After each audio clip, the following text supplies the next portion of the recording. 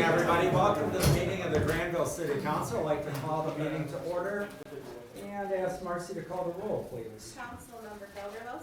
Here. Merringa. Here. Norhuck. Here. Steenstra. Here. Truce. Here. Vanderwall. Here. And Mayor Mas. Here, well, tonight for the invocation, Councilmember Norhuck will be giving that. So for those of you who wish, I'd invite you to stand for the invocation. We're going to follow that with the pledge of allegiance. All right, let's pray. Heavenly Father, we ask that you would bless this meeting tonight as well as this council. Please fill our hearts with spirit of civility and the pursuit of the common good. We ask that we would align our decisions here to your will for the benefit of our residents. Bless all those who work for our city, our first responders, department heads, all city staff, and all volunteers who give of their time and talents. During this summer season of increased opportunities for relaxation and recreation, please keep all those who travel to, from, or within our city safe. We are grateful tonight for the service of our Fire Chief, Mike May, and the many abundant blessings that he has given to our community. We would ask that you would provide him with many years of joyful retirement. We're grateful for all the blessings we enjoy. We pray this and all things in the name of Jesus. Amen.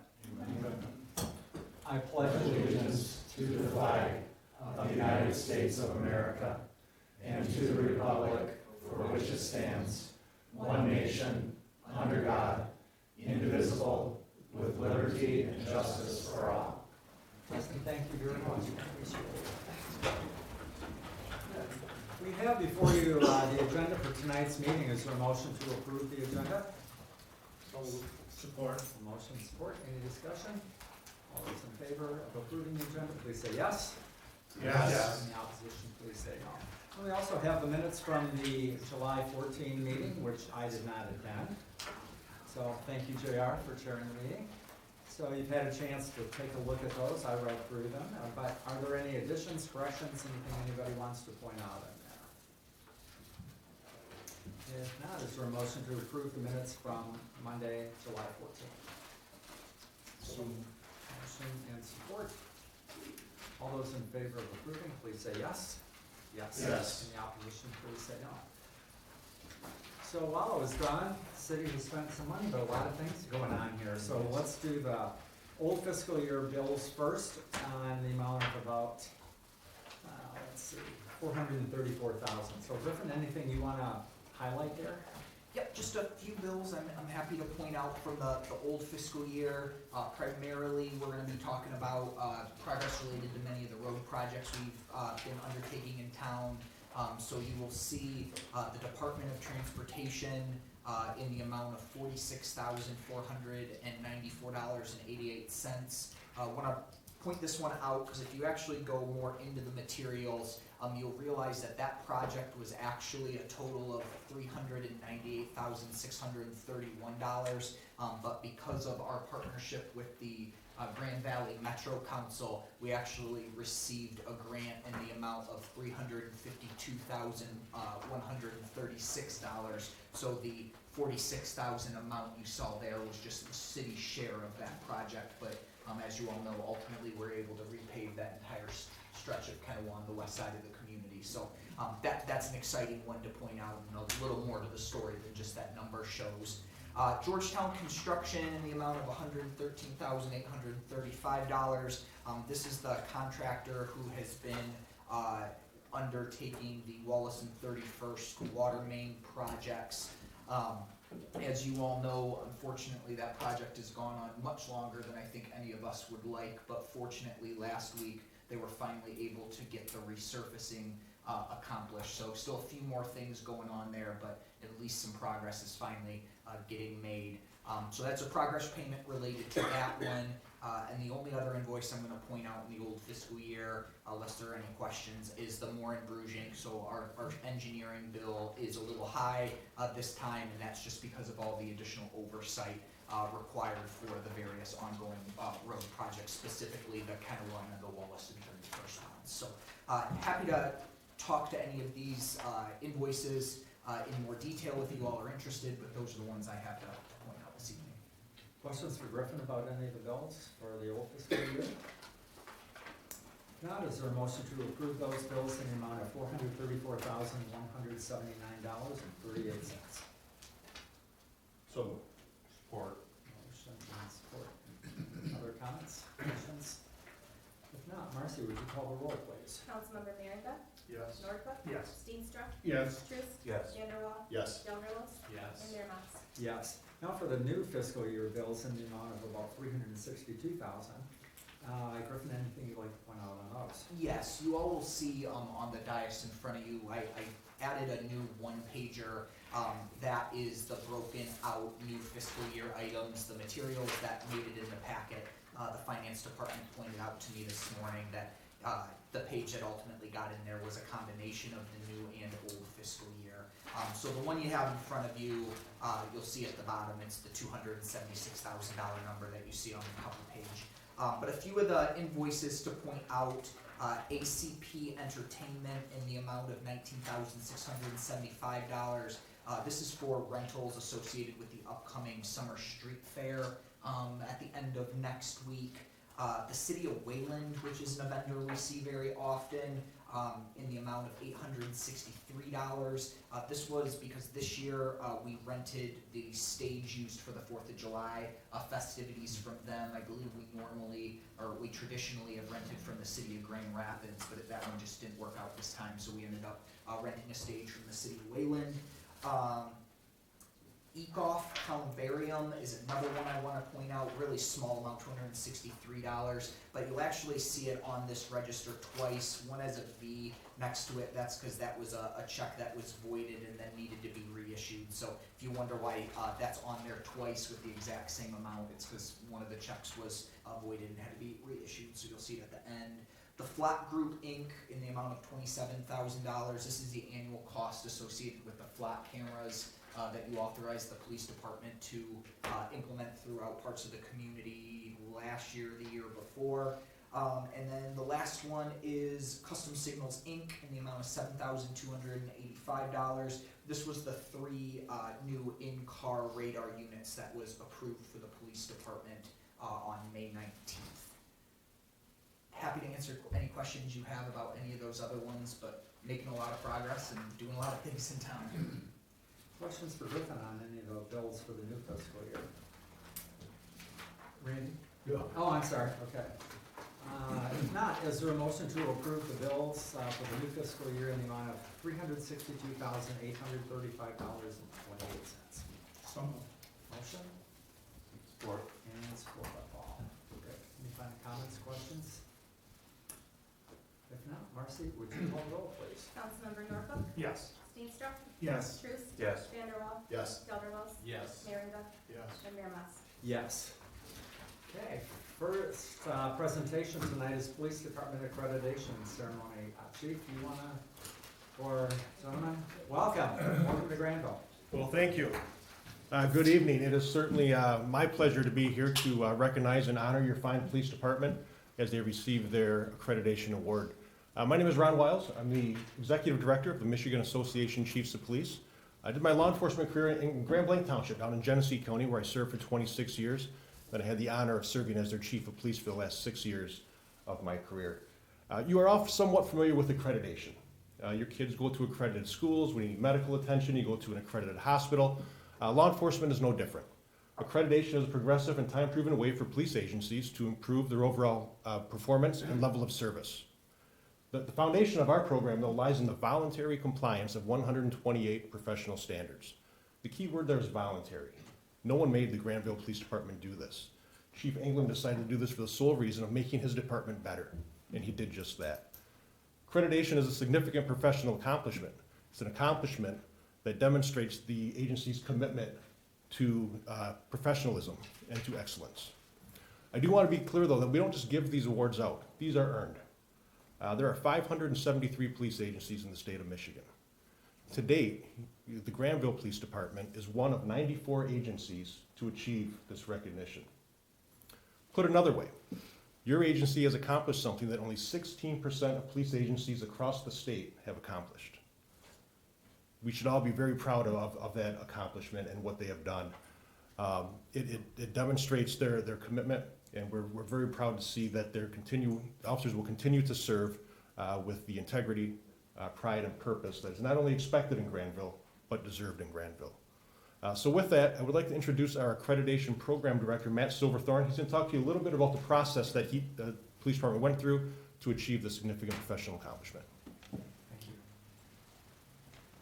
Hello, I'd like to thank the board for allowing us to be here tonight to recognize the police department. As Chief Wiles mentioned, there are 128 best practice standards that the department had to meet. It's even more detailed than that. Within each standard, there's subcategories, so it's actually over 600 standards they have to meet. The standards are established by a board, the Michigan Law Enforcement Accreditation Commission, which is comprised of the Michigan Association of Chiefs of Police, Michigan Sheriff's Association, risk management professionals, prosecuting attorneys, university heads, and members of civilian police advisory boards. So after the agency applies for the accreditation process, they have to go through all their policies and procedures and make sure they fit the standards. If they don't, they have to replace those policies or modify those policies. They must prove that they are following the policies for each and every standard. After they believe they've reached this point, they schedule an on-site assessment. I send 2 trained assessors from other departments that are accredited from across the state that don't have any relationship to Granville. So the assessment occurs over 2 days. It's a detailed examination where they go through all the policies and procedures and proofs to make sure they're meeting them all. They interview members of the agency, the local government, probably some of you got interviewed in that process, and the public. They also do a ride-along and tour of the station, and there's a public call-in session where the public can make comment on the performance of the police department. These assessors then write a detailed report to the board, and the chief and his representatives attend a hearing where the board members ask them questions related to that report to that department. It's a very detailed, complex process. The board then votes on whether the agency becomes accredited.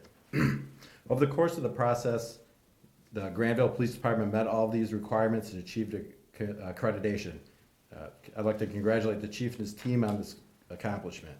I'd like to introduce the Michigan Association of Chiefs of Police President, current Chief of Police of Sylvan Lake, Corey O'Donoghue. Thank you very much. Trying to get through this pretty quickly. As I'm a current chief, so I just want to emphasize that this process, it shows a lot of great leadership from your police chief, but it's also a lot of work, and successfully completing it demonstrates a lot of competence in, not only leadership, but competence for him and his entire department. So you should be very proud of him. And without anything further, Chief, if you want to come on up here, sir. To the Granville Police Department, having voluntarily complied with the standards established by the Michigan Law Enforcement Accreditation Commission, deemed essential for the delivery of professional police services and the protection of their community, is hereby awarded this certificate of accreditation. Congratulations, sir. Thank you, sir.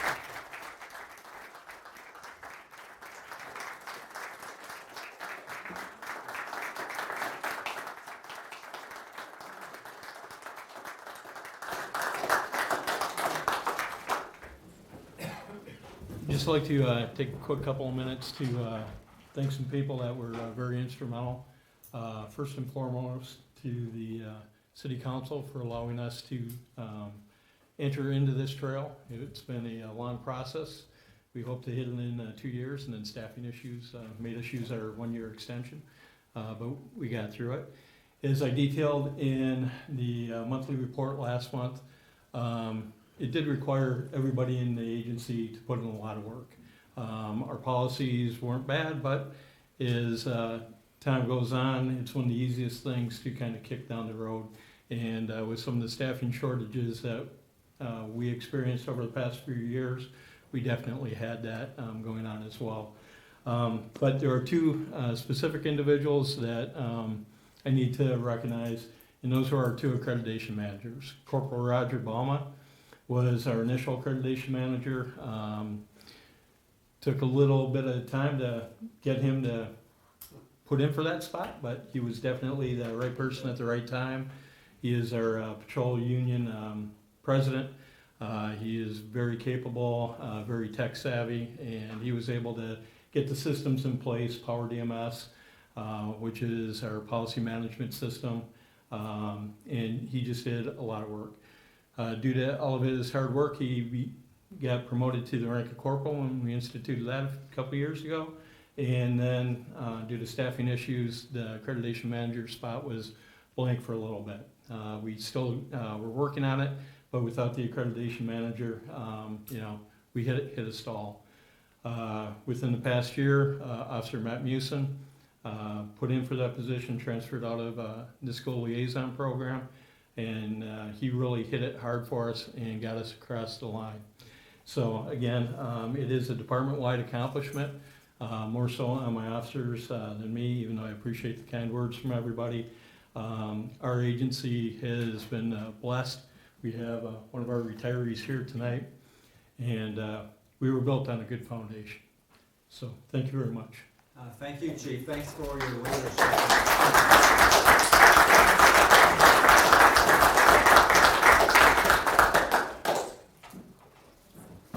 Always fun to celebrate something good. Right? Next presentation, July 4th celebration, event recap. It's all done with already for this year. Crazy, right? Yeah. All right, give me a second to plug this in. It's never done. Right, on to it's the next on one. to next year. Well, you just start for next year, right? Okay. Griffin asked me to do a short presentation recapping July 4, focusing kind of heavily on the finances, recommendations for 2026, and then thoughts for the future. So there's 7 slides here. It takes me about 10 to 15 minutes to go through them. I don't want to belabor things, but there are some talking points, so let's just get going. The first slide, we're going to talk about fundraising, then the actual costs of the event, 2026 recommendations, thoughts for the future, 2026 and beyond, and then just a thank you slide. Please note that all values in the presentation are approximate. Some invoices and checks are still settling, but the reality of what you're going to see here is pretty close to factual.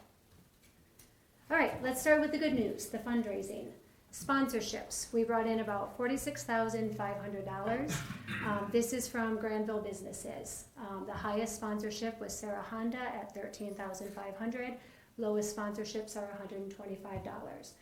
So with the combination of all of those, we got to $46,500 in sponsorships. We had $3,000 in kind. Give them a break, gave us half off on the road closure signs. Those are actually about $6,300. And then they came on as a top level sponsor. And then the Granville Walker Foundation raffle brought in $445 to the city, and we'll discuss that more on a later slide.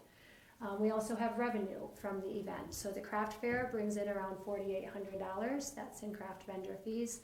Parade entries about $3,000, and then your food vendors this year $7,500. They give 15% of sales after the event. So all of that has been collected. That gives us a total of fundraising and revenue around $65,245. That's what we're bringing in. Let's get to our costs. You will notice staffing is your #1 cost. When you decide to run an event on a holiday and you're paying double time and you're using pretty much every staff member that you own in 3 different departments, there's no getting around this number.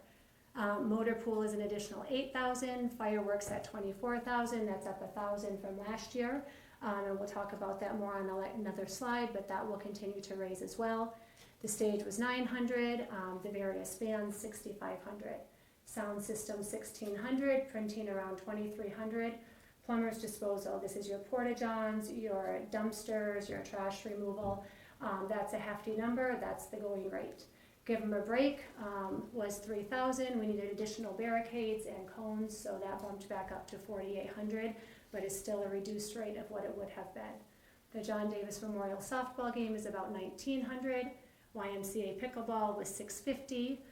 Parade acts, these are your bands, your musical acts that go on the trailers pulled by the trucks, your jugglers, stilt walkers, princesses, superheroes, everything that elevates that parade and makes it something more than traffic going by. Your kids zone during the day was $2,500. This was the princess and superhero meet and greet. And then your big craft section, which was very well done this year, and everything there was free to everyone.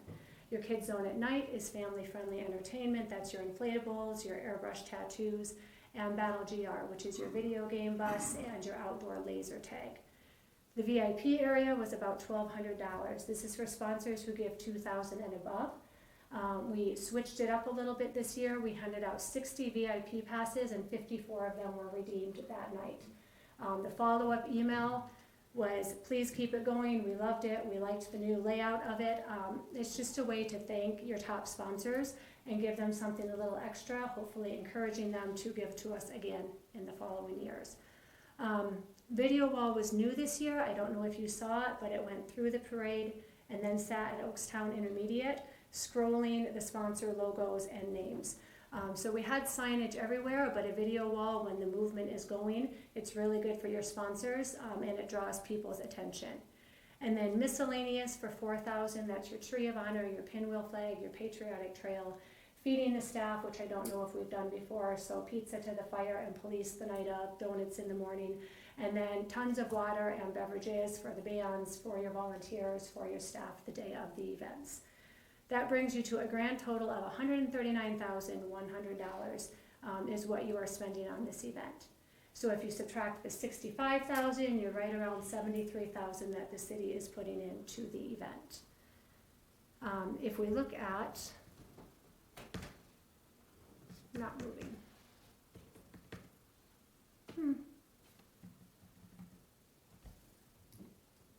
It won't escape either.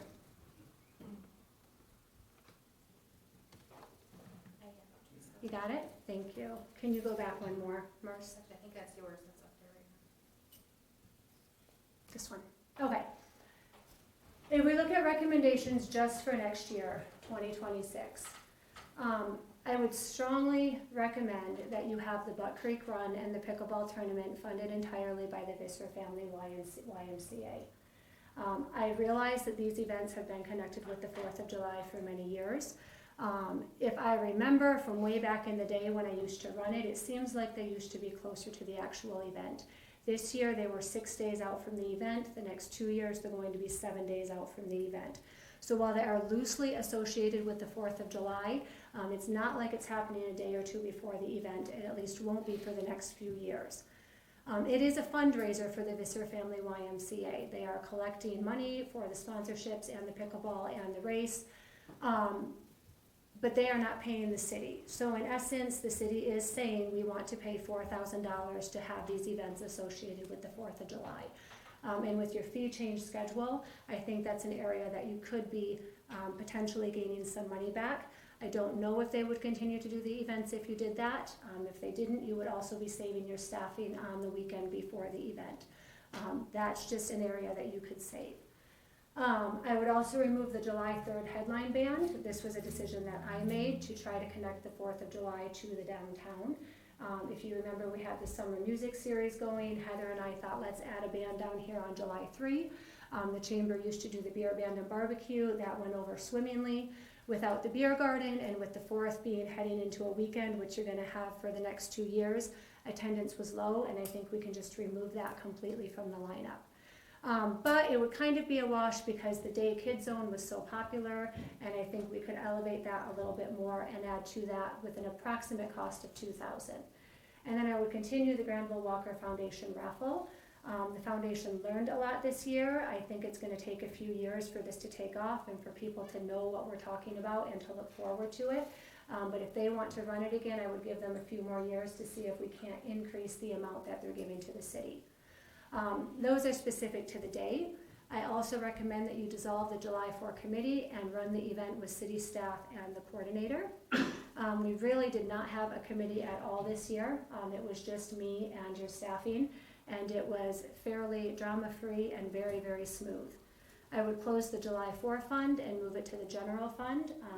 Per the finance director, the city is putting in more than 50% of this event, so the appropriate place for that to be would be in the general fund.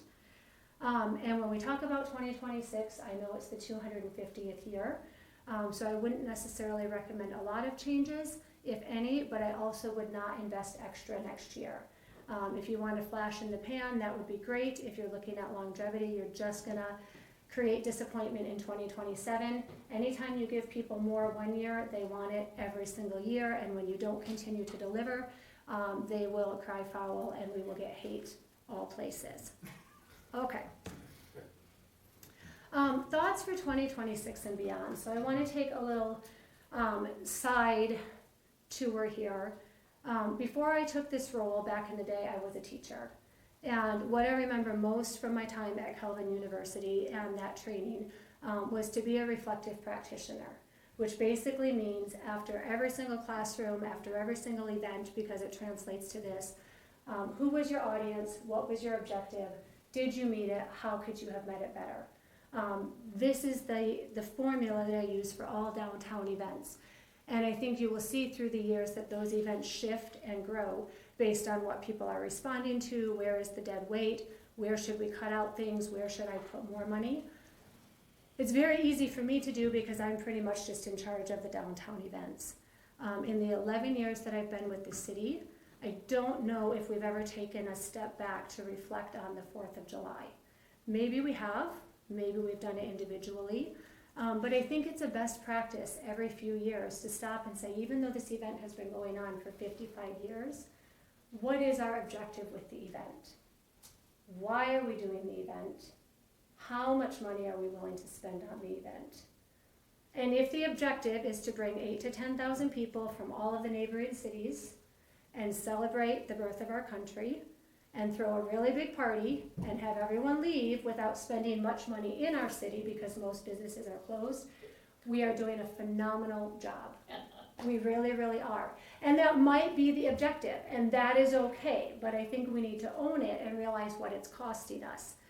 If that's not the objective, or if the price is too high, then I think, especially after 2026, I just want to give you some things to mull over and think about. Number one, fundraising. You're likely to remain around 50,000 no matter who you put in this position. To expect anyone to do this and run your event and to raise more than 50,000 is a really big ask, especially with the cost that brick and mortar establishments currently have on them. So the 50,000 is likely to remain the same. The additional 15,000 that came in revenue is going to ebb and flow based on weather on any given year. If we get a year with rain, we're not getting $7,500 from our food trucks. So that's going to come and go. Coordinator. Executing this event at the level we did this year requires consistent leadership. Amanda did a phenomenal job. I was so excited for her to come back. I think she would have gotten there. There are first year mistakes that happen, especially when you don't know Granville, when you don't know the department heads, when you don't really know what you're working with. We even see that I, with 11 years experience, put a band downtown, and now I'm recommending we remove that. When you change leadership every single year, you are wasting money, you are trying new things, you are jerking your staff around. There's a lot of drama that comes with that. If you have consistent leadership, I think you can continue the event as is. If you don't, I think you really need to look at, is this event too large to pull off? Cost. It's going to continue to increase. The city is currently investing $70,000 into the event. That's going to go up. Chief Wild and Chief May and I met with the firework coordinator last week. You're going up $1,500 to $2,000 next year for the same exact show. Your staffing is going to continue to rise. Anything that we hire is going to continue to go up. So if your fundraising remains the same, everything else remains the same. As a city, you're going to keep creeping up. Now, we can get that under control for the next couple of years if we make some of the 2026 recommendations, but you're going to continue to go. So how could we decrease costs? Again, I'm not saying you should do this. I'm putting this out as ideas. We could decide as a city we want to host the parade only. Nothing else. This would give you a potential savings of $50,000 or more. You could decide we want to host the fireworks only. We don't want any evening activities. We don't want any bands. We don't want the parade. We're just doing fireworks, food trucks. That's what you get. Again, a savings of $50,000. You could decide we're going to host the fireworks, the evening activities, and the bands, but we're going to get rid of the parade and the afternoon activities. That would give you a potential savings of $30,000. I say potential because you have sponsors at different levels, and if you take certain things away, you may lose them, you may be able to save them and shift them. I am not saying that you need to or should do any of these, I'm just giving them as options. And I think if at some point you decide this is too much, this is too high of an ask to invest, and we need to do something, then you should be able to hold your head high and say, here's the reason we're doing this, and we're going to change 55 years of tradition. I wouldn't recommend it for 2026 being the 250th year, but I think now is the time to start thinking about it. And if we say we want everything to remain the same, then we leave it the same. I have told Griffin for the foreseeable future, if you want to keep me on coordinating, I will do that. I don't know at what point I will retire, but it's not anytime in the next few years, and I would certainly give you notice. You could also say, we don't want that, it's too expensive, we want to look elsewhere. That's fine as well. We just would need to know that in the next short while as we start planning. I had a phenomenal job, not a phenomenal job, I had a phenomenal time doing this job and this task for you. 4th of July is my favorite event, and whether I am up at the lake or here, working and sweating, it was still my favorite holiday. So it's hard for me to present this and to say there might need to be change coming at some point. You know I love bringing community together, and oftentimes with events I say no price is too high, but I think it's important for you to know what you are spending and to give you the opportunity to think on these things over the next year and make informed decisions for 2027, 2026, and beyond. That's all. Any questions? Questions for Teresa? Great presentation, thank you. Thanks for all your hard work, too. Yeah. It was fun. It was so fun. It really was. Good? Okay. Thank you. Yep. Time for public comment. Anybody here tonight like to address the council? Please just come on up to the podium, give us your name, address, and tell us what you're thinking. Mike, welcome. Hey, how you doing? Good. Mike Cobb, 3362 40th. Got to back up a little bit into May. This was our 19th year for the schools to do the graduation at Res Life. I want to thank Paul and his staff. We had, I think, Paul and 5 officers there this year. 19 years ago, we started out with 1, and it was just great to have that presence there with all those people, so thanks for that. Thanks to Mike for his tour of the the fire station. It was just wonderful to see that and kind of learn how what the schools did. We need project managers at our jobs to make sure we get the stuff done right. And then just Teresa, I mean, this stuff this gal puts out is just first class. I mean, she just, since she came here, the events she puts on, and, well, you've just seen the presentation she does. It's just, it's stunning. I mean, it's just, she's been such a blessing here. I had 5 cars in my driveway from St. Louis, Missouri over the 4th, down there spending money, buying stuff. We walked to the parade. My wife told me I spent $417 at Tippy Cow in 3 weeks. But it was worth it. It was totally worth it. Let's see, thanks to Charlie for everything done on the 44th Street. I mean, his whole team, it turned out great. The traffic light thing we talked about a few meetings ago about the cost. I mean, we should get in a business of hanging traffic lights. Remember that at Kanawha? I was stunned at those numbers. I actually went over there and watched them for a little bit to see what they were doing. And then, I know I've said it before, but if I could afford it, I'd buy a splash pad for us, because I think in our community to get moms and kids and relationships, and so maybe someday at Heritage Park we could get something put in there. Thanks to all of you for serving, for especially Justin and Paul. And I see in the manager's report you got Griffin's evaluation. He followed some tall orders, but I think him and Matt have done just a stand-up job, and we're very blessed to have them. So thanks to everybody. Appreciate the comments, Mike. Today may be a good day to talk about a splash pad. You know, the weather is right. Anybody else? Welcome. Thank you. My name is Deb Smith, and I live at 3145 Wallace. I'm here tonight to inform you of what it was like to live on Wallace during the ongoing road and water main construction on Wallace and 31st Street. I'm a retired educator, and as a part of my lessons, checking for understanding was an important activity I constantly did. At the end of the assessment, I also asked students for an evaluation of the lessons that took them to the learning the specific outcome to help me find out what met student needs and what I could possibly improve. That's exactly why I'm here tonight, to give you, the city, an assessment of the construction of the water lines and the road on Wallace and 31st Street. This all began on March 31st with our street being torn to shreds. I want to acknowledge I do appreciate the importance of updating infrastructure and keeping roads drivable. As a neighborhood, we knew that this was coming to our street. However, many surprises were not foreseen. These are just a few of the foreseen circumstances that we lived through. Communication by the City of Granville and Georgetown Construction. In a 4-month time period, as a neighborhood, we received 2 letters and 1 door hanger from Georgetown Construction. The first was dated March 25th and let us know that the construction would begin on the 31st. It doesn't mean we received it on the 25th, or we got it on the 25th.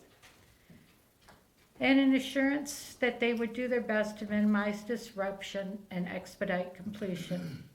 It also gave Steve Crane's number to contact if there were any problems.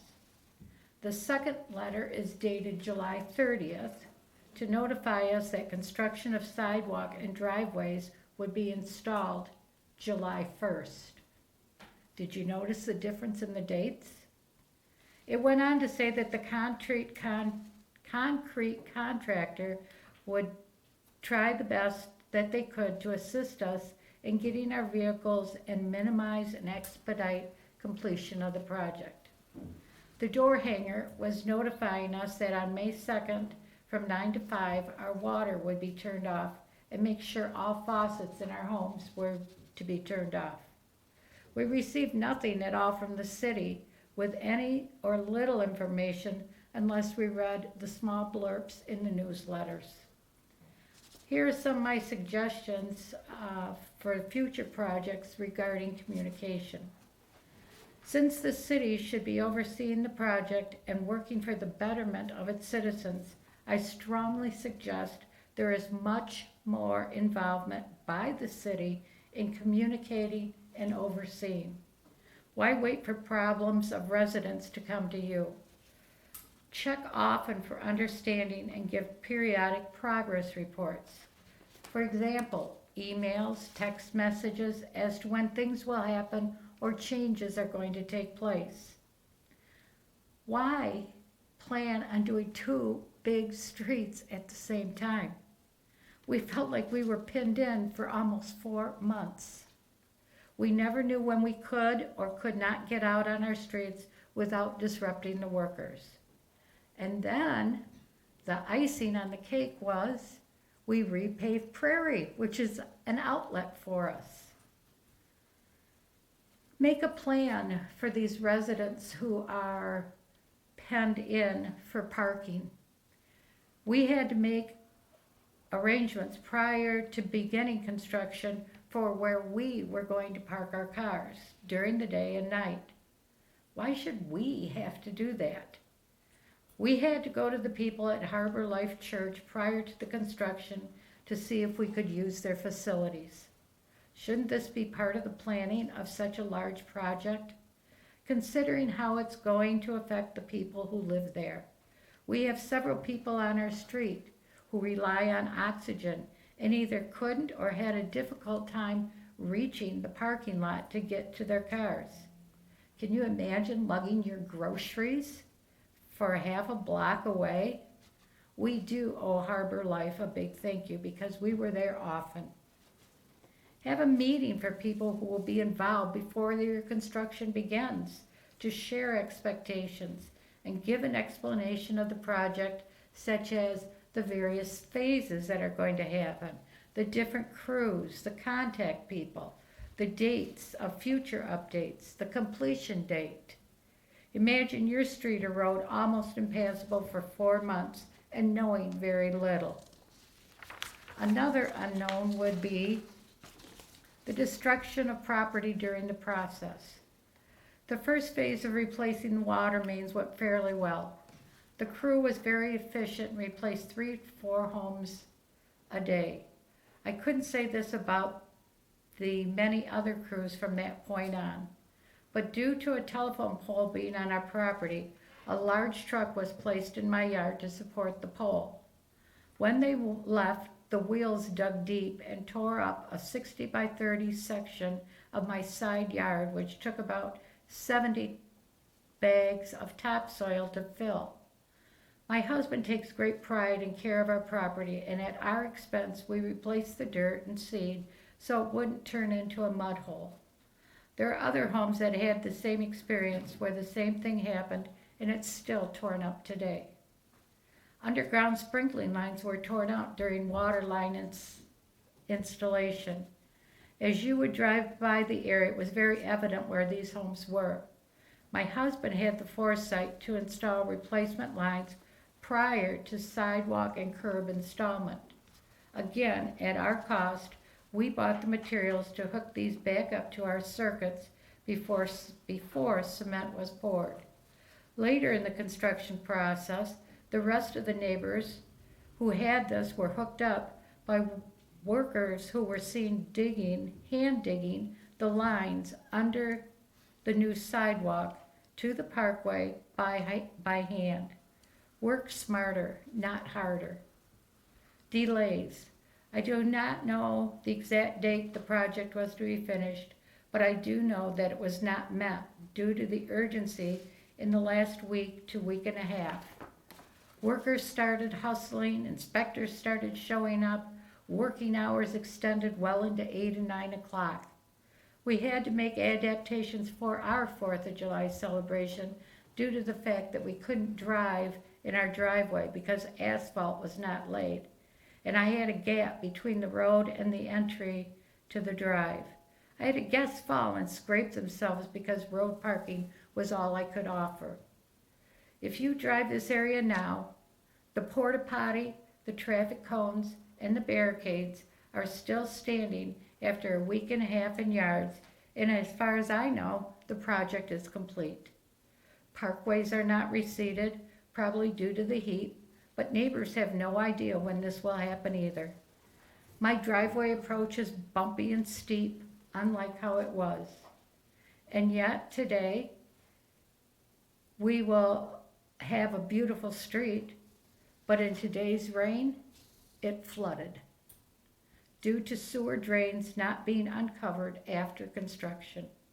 Has anyone been from the city been to inspect the results? Thank you, and I hope you take some of my suggestions, criticisms, and experiences into consideration for future projects. Thank you, appreciate the comments, and I know that Charlie over there in the blue shirt is our Director of Public Works. He's been taking notes, so we appreciate it very much. Thank you. Anybody else like to address the council? Now is your chance. Last call, anybody? Okay. If not, ordinances and resolutions, this is, speaking of 4th of July, this is regarding the 4th of July celebration committee, which we established, I know it seems like a couple of years ago, but there was a suggestion that be rescinded, right? Yeah, one of the recommendations Teresa proposed and that we've been discussing is as the event has evolved since the inception of this committee, which took place kind of shortly after COVID, there's just been some practical changes. It's been tough to fill positions on the committee. Volunteerism in general, I think, has shifted in society. And we're just at the point where city staff and a coordinator the last few years have been hired to help coordinate this event. As you could tell by a successful event this year, that works and can work really well. But if that's the direction we're gonna continue to go, which I anticipate and understand it will be, we're just making the recommendation that you all consider formally eliminating the committee, more or less for housekeeping purposes, just so we don't keep a unappointed committee sitting out there. Happy to have a conversation there, you know, if there's more items that Teresa mentioned, if this is the appropriate time, but just thought based on some of the discussions I've had with a few of you and some of the comments we received in November when we decided not to appoint the committee, that after this event, it was probably time to formally consider this action. Council thoughts on that? We have a proposed resolution rescinding the formation of the 4th of July committee. Anybody have any comments, questions about it? If I can make one Sure. more comment, Mr. Mayor, I just also will throw out there for anyone gonna watch this, either in the audience or who's gonna be at home maybe watching this later. Please understand the intent of this is not to say that we're not going to continue to need volunteers. We had plenty of very dedicated volunteers who helped our team this year.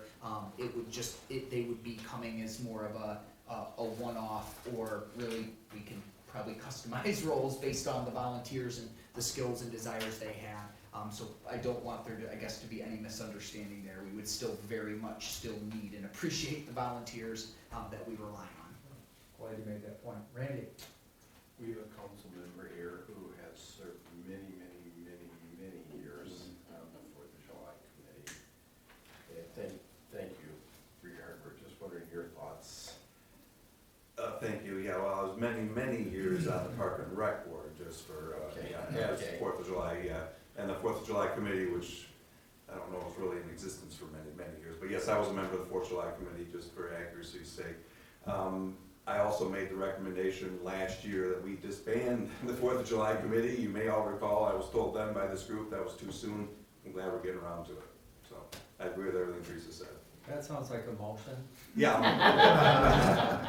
Resolution 3378. I'll support, but I just want to note that the group didn't tell you that I actually voted against it in 2020. So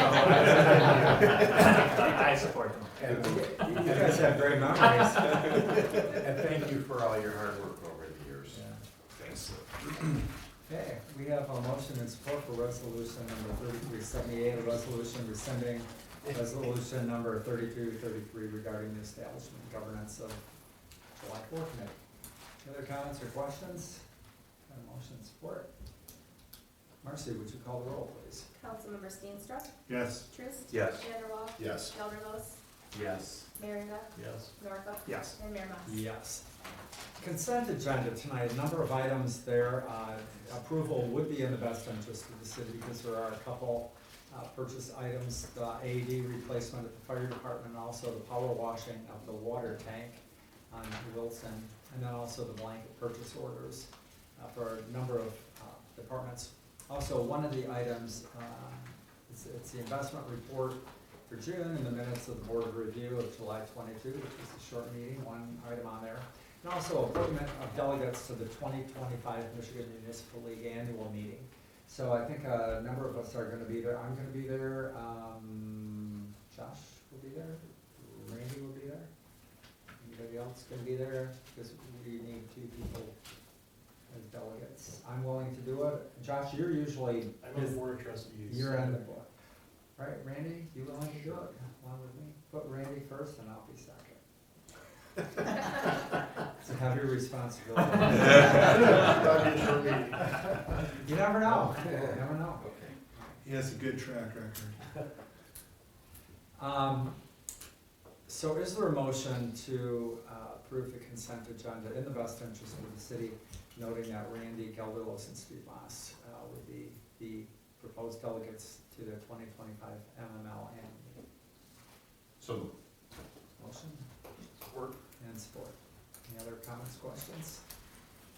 Marcy, would you call the roll, please? Councilmember Truist, Yes. Vanderwall, Yes. Gelderlos, Yes. Merringa, Yes. Norhuck, Yes. Steenstra, Yes. and Mayor Mas. Yes. Griffin, city managers report, you've got a couple things on there tonight, so. Couple items for the council to consider. The first one is, during our annual meeting with MERS, which is the Michigan Employee Retirement System, it was recommended that the city of Granville consider consolidating the divisions associated with the city's closed defined benefit pension plans. The rationale behind this is, I mean, if you think about all of your retirement 401ks or stock portfolios, by consolidating them all together and having one funded percentage would help maintain the city's stability and hopefully increase its funding percentage moving forward, would help eliminate some risk associated with the market over time and the amount of assets in each individual division as opposed to pooling them. So just looking for the city council to consider approving amendment to the DB adoption agreement with MERS for us to implement this change. I will kind of confirm for everybody, this does nothing to change any of the benefits promised to our current retirees or the few employees that we still have remaining in our organization who have yet to retire to collect their defined benefit pension.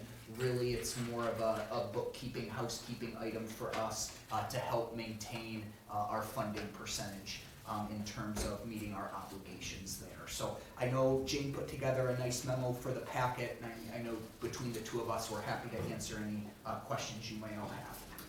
Okay, well, Jane, I noticed that in your memo, you said really no downside to the amended agreement, which that's always a good thing to hear.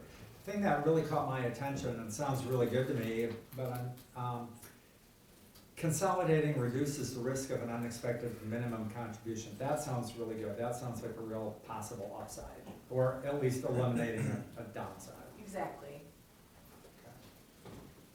Yeah. Yeah, mine's connected to that, and that was just that if there was any impact, we currently operate under sort of an amortization schedule that we came to an agreement on. There's no impact on that. None at all. Okay, great. None at all. No, we'd still continue to make that same minimum payment we make any year, if anything. Again, with all of it, there's these various timelines that ebb and flow depending on how the market does. But if anything, it was the MERS reps' prediction that this would help us get to full funding a few years sooner. Great. Randy? Yeah, that's good news, but just to follow up on the mayor's question, in this memo, it's like this describes, your memo is describing both the pros and the cons, but your memo doesn't have any cons in it, so I'm just asking outside the box, what could the potential downside to this be?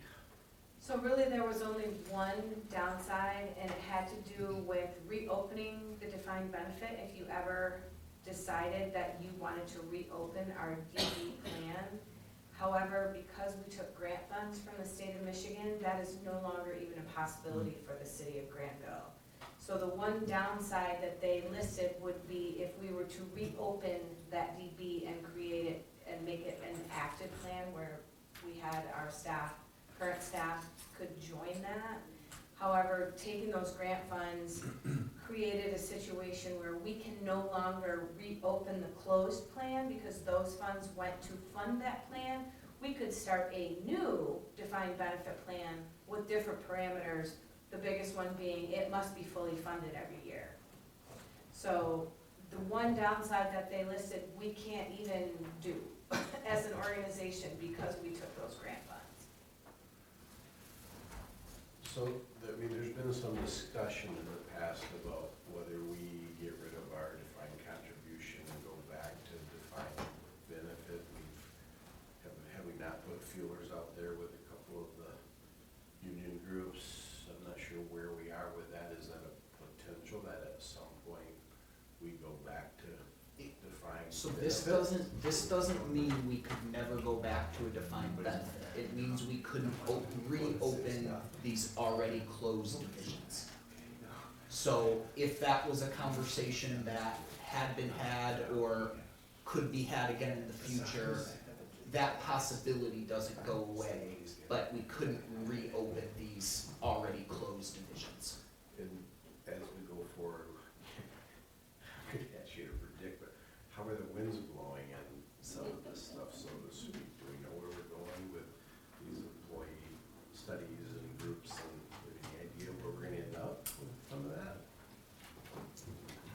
think I can provide some basic thoughts on that. It was something that we did look into last year quite heavily, not only from our side, but the union side, specifically the police union, also looked into it. And one of the things that was determined is if we were to, and we can't go back to this defined benefit plan, we can move forward to a different type of defined benefit plan. But if we were to do that, all DC contributions that are currently out there for our current employees would have to be liquidated and rolled into that defined benefit plan to help fund it. And because that was one of the major caveats to a new defined benefit plan, people went, yeah, we don't want to do that either. So, those sort of overarching requirements that we would need to do in order to become a fully funded defined benefit provider, sort of cooled everybody's heated desire to go back to a defined benefit plan. I'm not saying it will not be reopened ever again, that the winds won't change and people won't say, that sounds good now, but the point of that is saying the current defined benefit plan that we are asking to consolidate will never be able to be reopened. We could only move forward with a new defined benefit plan with a completely different set of parameters. Okay, thank you. Mhm. I'm just doing my mental No. due diligence. Yeah. No, those are good Questions, questions, yeah. because, you know, as many years as we worked on closing the defined benefit, now I'm hearing that some places are going back, I'm like, why? Why are they doing this? So, good question. If I can add one comment to that too, and not to take away from that at all, but should or while those conversations happen, don't happen, who knows what happens in the future, I also don't wanna take away, like, that the priority right now also needs to be doing the best we can to get the existing closed plans we have, maintain their existing funding and move them towards, more fully funded, based on decisions that, this council and many of you on this council, hard decisions that had to happen many years ago. I mean, in general, we're sitting pretty good when it comes to, the funding of our plan, and, in another 10 or 12 years, there's only a handful of people left who have not retired. I mean, we're gonna continue, hopefully, to move in a very positive, direction when it comes to this, and, I put a lot of weight into the fact that, we meet with MERS once a year to kind of review progress related to this, and they decided that this was the recommendation this year, so, that's why we felt strong enough to bring it to you all. Are we predicting an increase in our MERS contribution in the next budget $32,000. compared to, that's the increase? That would be for this current year budget, we are still at 1.2 million, which is the minimum amount of contribution for MERS. Prior to this consolidation, the next budgeted amount for year 26-27 is $1,232,000. Now, I don't know what this consolidation is gonna do to our percent funding. That may change that, but the minimum until our amortization period is over will remain at 1.2 million. Thank you. Other comments, questions? If not, is there a motion to enter into the amended agreement consolidating these plans, the 5 defined benefit pension divisions into one? So Motion and support. Any other comments, questions? Marcy, would you call the roll, please? Councilmember Vanderwall, Yes. Gelderlos, Yes. Maryville, Yes. Norhuck, Yes. Steenstra, Yes. Truce, Yes. and Mayor Mas. Yes. Griffin, overtime in the fire department. Yes, so it was brought to my attention, since our last meeting, that a part of the city's existing overtime policy specifically related to overtime for, full-time fire department personnel, was out of compliance with the Fair Labor Standards Act. This was confirmed with our legal counsel, and some minor, amendments to that policy are brought before you all this afternoon to bring us into compliance. So I'm happy to answer any other questions, but I think it really is as simple as that, is, you know, we were notified we were out of compliance, obviously, that's not where we wanna be, so just trying to ask you all to adopt some minor changes so that we can, move forward. We were close. We were, and I mean, I can tell you the little bit, I guess, of the background between the 212 and the 216, so I don't remember the exact year, but it was right about the same time that our fire department changed to 24-hour shifts, so 2017, 2018 period, that there were some changes between state and federal policies, and one of them kept 212 and one of them kept 216, and we're just in the position now where there is no longer that inconsistency, and we need to make sure that we are in compliance with the Fair Labor laws. Questions for Griffin? Is there a motion to adopt administrative policy number 2 regarding overtime? So moved. Motion Support. and support. Any other questions? Marcy, would you call the roll, please? Councilmember Gelderlos, Yes. Merringa, Yes. Norhuck, Yes. Steenstra, Yes. Truce, Yes. Vanderwaal, Yes. and Mayor Mas. Yes. Anything else? Just 2 quick kind of reminders or announcements to share. One is, I'm not sure how many of you thought about the investment report in this meeting. I just did want to share that based on the conversation we had on June 9th, if you were looking for any changes in your investment report, you probably did not see them. That's because that we did move forward with those changes we discussed at that meeting. They didn't take place until July, so they will show up on your next investment report, and we can point them out at that time. But just that was something I know caught my attention going through the packet again before this meeting, and just didn't know if it was on anyone else's mind. And lastly, I just want to make a reminder about Chief May's retirement party that's going to take place tomorrow from 3 to 5 p.m. In the Granville Library Commons Room. There will be a few presentations that will take place at 4, so if you're available to attend, it would be great to see you there too. Wish Mike well. That's all I have this evening. Happy to answer any questions. Okay. So, before we go into closed session or entertain a motion to do so, to discuss the city manager's evaluation, let's do council member comments. Randy? Yep. So just have to, kind of wrote some notes, collect my thoughts, so I just want to, you know where we're going with this, to Chief Mayor or Mike. Just want to extend my heartfelt thanks to you over all these years of being our fire chief and working through some of the issues we've had at the fire station. I think everybody's well aware that you took that role on. You kind of inherited a, what shall we say, a subpar type station. There were times where it's like, oh, here's Mike again, we need another additional expenditure to fix the fire station, but you did an outstanding job. Not a real wordy person, but you are to be commended for your care and dedication to this city and for your professionalism, and I want to thank you for all your many hours. I'm sure there's things that you did that we're not even aware of serving this city, and so just thank you very much, and I hope you enjoy your retirement immensely. Chief Wild, welcome to the crew.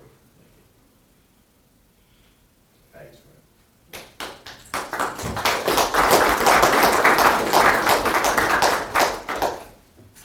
Josh?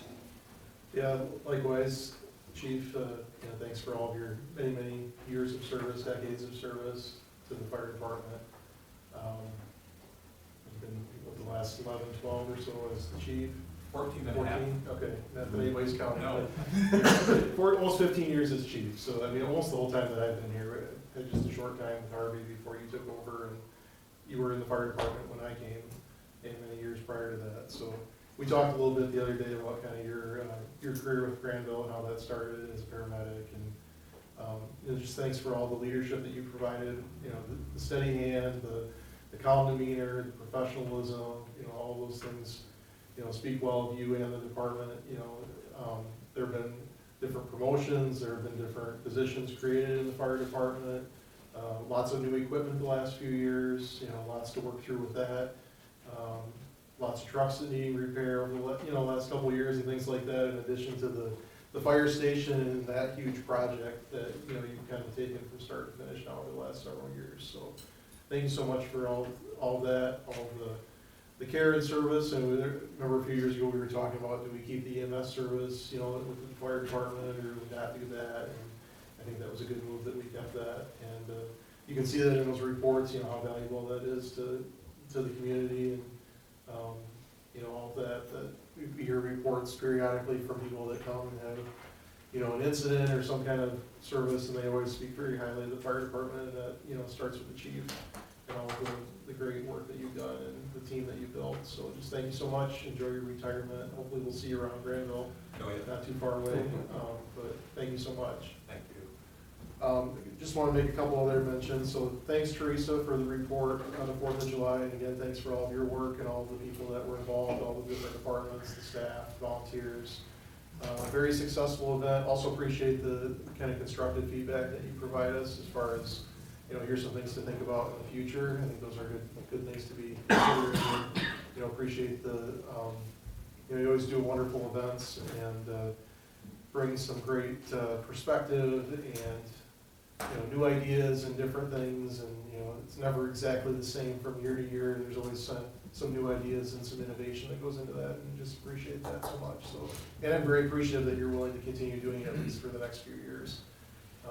So thank you for that. I also wanted to say thanks to Ms. Smith for coming and speaking to us about your experience. I live not too far from you. I haven't had water main replaced in my street. I've been there for over 20 years.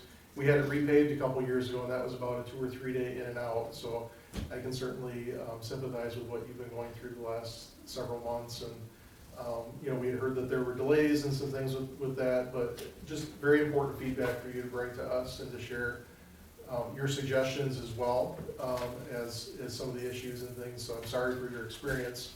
Obviously, some of that lies with the city, and some of that lies with the construction company, and I'm sure that Griffin and Charlie will be following up with those issues. But thank you for coming and telling us about that.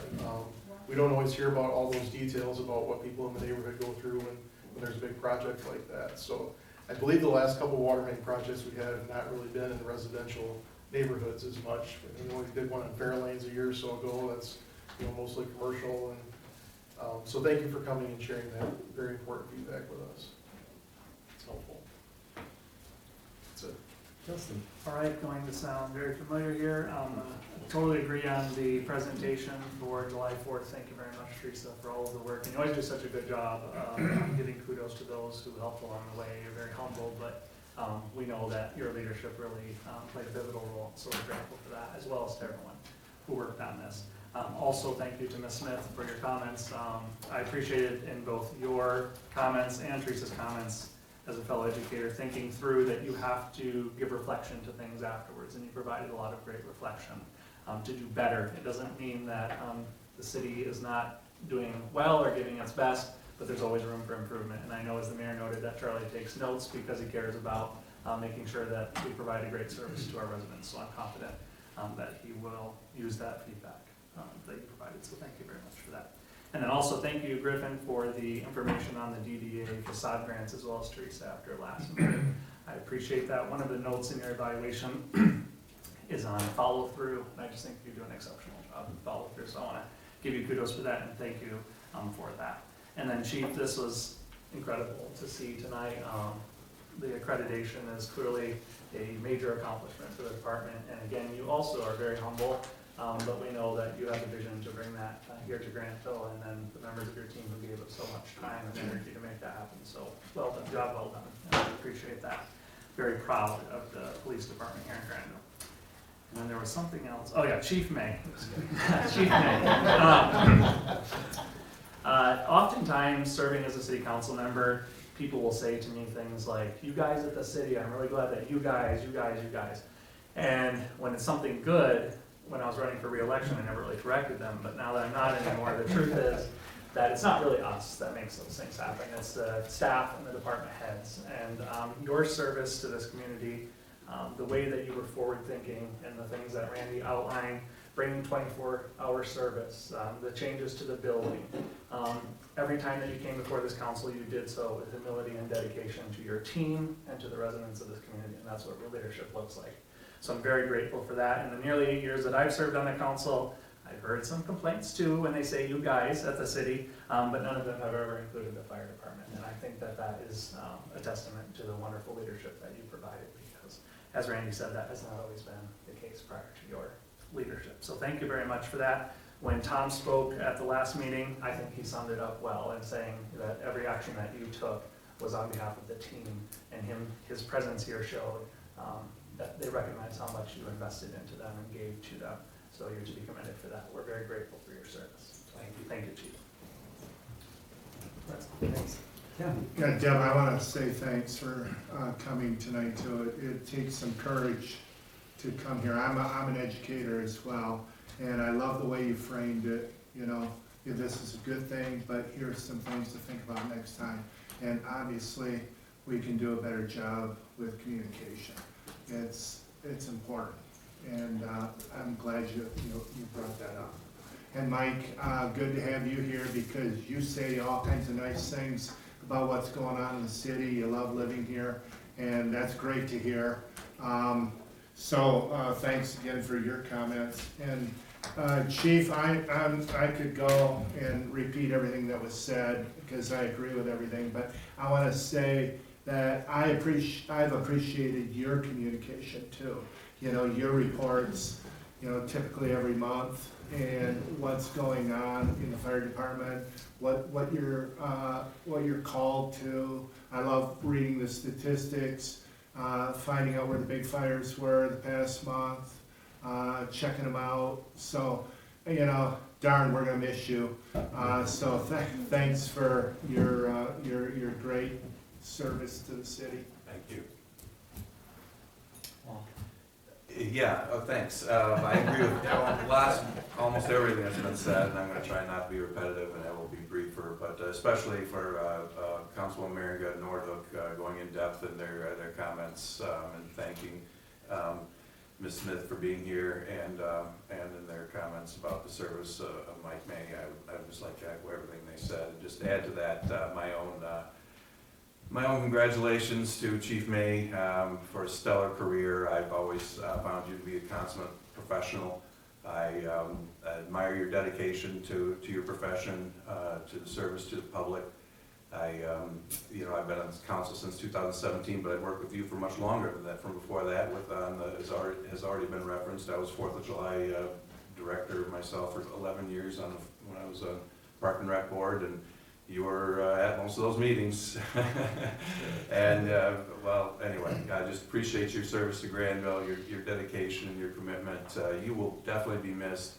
The guy to your right there, he has big shoes to fill, but I trust he knows that, and is up to the job. But in any event, this is all about you, Mike. I look forward to celebrating you tomorrow. Thanks. Thank you. Thanks. Sure. Well, everyone's saying all these nice things about Mike. I was told this was going to be a roast, and we were supposed to pick on you about building and trucks and other things, but I guess I can't start that now since I'm but no, thank you for your service, and you will be missed. I couldn't say any more polite and kind and accurate than anybody else has said, so thank you for that. A couple quick shout outs. The accreditation thing is so cool. I love that it was voluntary too. That was the key word in that, and that was really neat. And you guys should be proud, as we're proud. 4th of July, awesome report, Teresa, as always. Looking forward to having hard conversations about what's next.